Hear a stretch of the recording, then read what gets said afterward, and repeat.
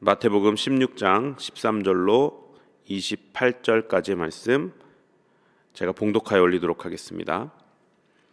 예수께서 빌립보 가이사랴 지방에 이르러 제자들에게 물어 이르시되 사람들이 인자를 누구라 하느냐? 이르되 더러는 세례 요한, 더러는 엘리야, 어떤 이는 예레미야나 선지자 중에 하나라 하나이다.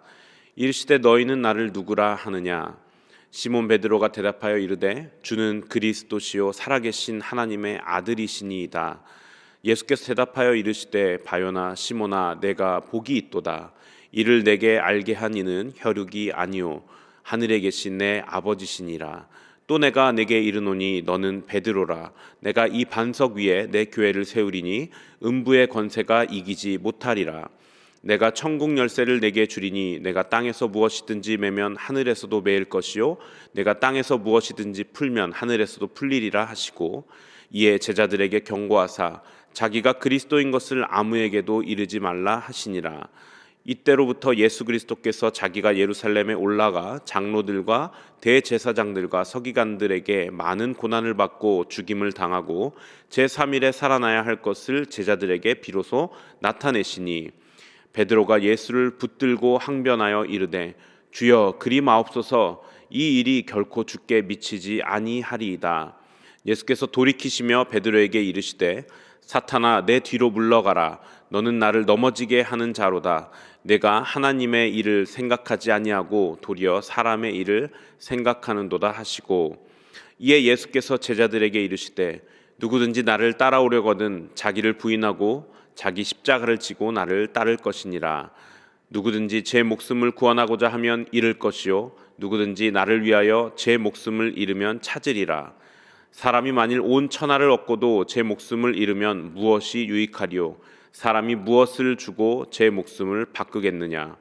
인자가 아버지의 영광으로 그 천사들과 함께 오리니 그때 각 사람이 행한 대로 갚으리라. 진실로 너에게 이르노니 여기 서 있는 사람 중에 죽기 전에 인자가 그 왕권을 가지고 오는 것을 볼 자들도 있느니라. 아멘. 오늘 본문 마태복음 16장에서 예수님은 그분이 베푸신 기적의 역사로 인해 이스라엘 전역에 유명한 인물이 되어 계십니다. 그로 인해 예수님을 따르는 제자들뿐만 아니라 무리들도 굉장히 많았죠. 그런데 예수님께서는 오늘 본문 시작 부분에 제자들에게 이렇게 물어보십니다. 사람들이 인자를 누구라 하느냐? 이 질문은 예수님 자신의 진정한 정체성을 밝히시기 위한 복선이기도 하지만 제자들의 대답대로 그 당시 사람들은 예수님을 그저 선지자 정도로 생각하고 있었던 것을 알 수가 있습니다. 그 이유 중 하나는 역시 마태복음 16장 이전까지 예수님은 자신의 진정한 정체성인 그리스도 혹은 메시아 그리고 하나님의 아들이심을 드러내지 않으시고 오히려 숨기셨기 때문입니다. 예수님은 이번에 제자들에게 한 번 더 질문하시죠. 그럼 너희는 나를 누구라고 하느냐? 라고 물어보십니다. 베드로가 그 유명한 대답을 여기서 남기죠. 주는 그리스도시요 살아계신 하나님의 아들이시니이다. 아멘. 사실 무리들과는 다르게 제자들은 이미 마태복음 14장에서 오병이어 기적을 경험하고 또 물 위를 걸으시는 예수님을 보는 그 사건을 경험함으로 제자들과 배에 있던 사람들은 예수님을 이미 하나님의 아들이십니다 라고 고백한 바가 있습니다. 그래서 베드로의 이 고백은 제자들에게는 그렇게 생소한 대답은 아니지만 예수님은 베드로에게 이렇게 말씀하시죠. 시몬아 네가 복이 있도다.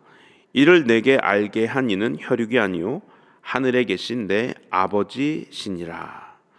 이렇게 말씀하십니다.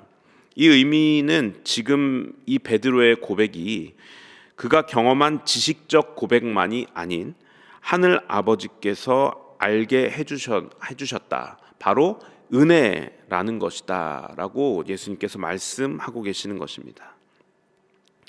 즉 베드로는 마태복음 14장에서 풍랑 가운데 물 위를 걸어오신 예수님을 보며 배에 있던 다른 사람들과 함께 예수님이 하나님의 아들이시겠구나라는 지식을 얻었지만 오늘 본문의 베드로의 이 고백은 그저 그 경험에서 나온 지식적 고백이 아닌 하나님께서 알게 하시고 말하게 하신 은혜의 고백이라는 것입니다.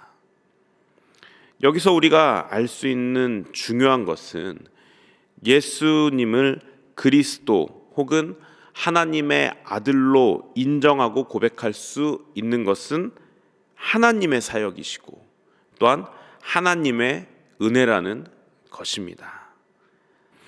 인간이 지혜만으로 예수님을 하나님의 아들로 인정할 수 없고 하나님의 은혜로 말미암아 예수님의 참된 정체성을 알고 구주로 인정할 수 있다는 것입니다. 그러므로 예수 그리스도를 주라 시인하고 그분을 하나님의 아들로 믿는 우리들은 우리 스스로는 그분을 결코 알 수도 깨달을 수도 없는 존재임에도 불구하고 하나님께서 알게 하시고 믿게 하신 오직 은혜로 말미암은 것임을 잊어서는 안 되는 것입니다. 그렇게 자신이 그리스도이시고 하나님의 아들이심을 제자들에게 밝히 알리신 예수님은 21절에 이렇게 말씀하십니다. 이때로부터 예수 그리스도께서 자기가 예루살렘에 올라가 장로들과 대제사장들과 서기관들에게 많은 고난을 받고 죽임을 당하고 제3일에 살아나야 할 것을 제자들에게 비로소 나타내시니. 아멘. 예수님은 십자가 사건을 암시하시며 이 21절을 말씀하셨죠. 그러자 베드로가 곧바로 22절에 이렇게 행동합니다. 22절입니다. 베드로가 예수를 붙들고 항변하여 이르되 주여 그리 마옵소서, 이 일이 결코 주께 미치지 아니하리이다. 이 두 절 말씀을 살펴보면 예수님과 베드로 사이에 메시아에 대한 인식의 차이를 우리가 볼 수 있습니다. 예수님께서 21절에 자신이 메시아이시고 하나님의 아들로서 이 땅에 오신 이유에 대해 밝히 드러내시며 말씀하시자 22절에 베드로는 예수님을 붙들고 항변하였다고 기록되어 있습니다. 예수님의 몸을 붙잡고 흔들면서 아니 그게 무슨 말도 안 되는 소리입니까? 라고 예수님을 다그치듯 이야기했다는 것입니다. 당신이 하나님의 아들이신데 결코 그렇게 죽을 리가 없지 않습니까? 라고 베드로는 말하고 있는 것입니다. 메시아로서 이 땅에 오신 하나님의 아들로서의 예수님에 대한 하나님의 목적과 베드로의 생각이 전혀 달랐던 것이죠. 베드로는 이 당시 1세기 유대인들이 공통적으로 기대하고 있었던 메시아를 생각하고 있었기 때문에 예수님이 메시아라면 로마를 무너뜨릴 왕이셔야 했고 또한 이스라엘을 회복시킴으로 다윗 왕국을 재건할 왕이셨기 때문에 결코 그런 식으로 죽어서는 안 된다고 생각할 수밖에 없었던 것입니다.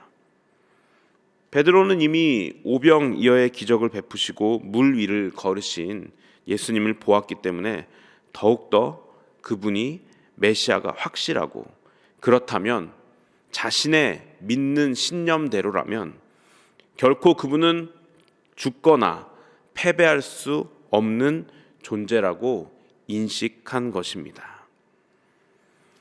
그런 생각을 가진 베드로에게 예수님께서 자신이 이 땅에 오신 진짜 목적인 십자가의 죽음을 말씀하시니 베드로는 알아듣지 못할 뿐만 아니라 그럴 리가 없다고 하나님의 뜻을 막아서기까지 한 것입니다. 말씀을 정리해 보죠.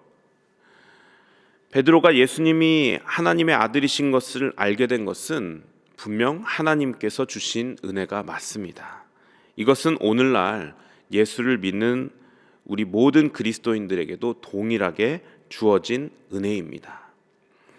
그런데 오늘 본문의 베드로처럼 예수님에 대한 기대는, 우리 하나님에 대한 기대는 그리스도인임에도 불구하고 하나님의 생각과는 다른 경우가 있다는 것입니다.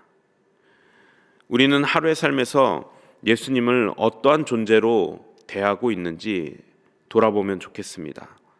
그분을 주님이시라고 부르고 또한 왕이라고 늘 고백하지만 정작 나의 삶은 그분의 종과 그분의 왕의 백성으로서 과연 그분께 순종하며 살고 있는지 돌아봐야 할 것입니다.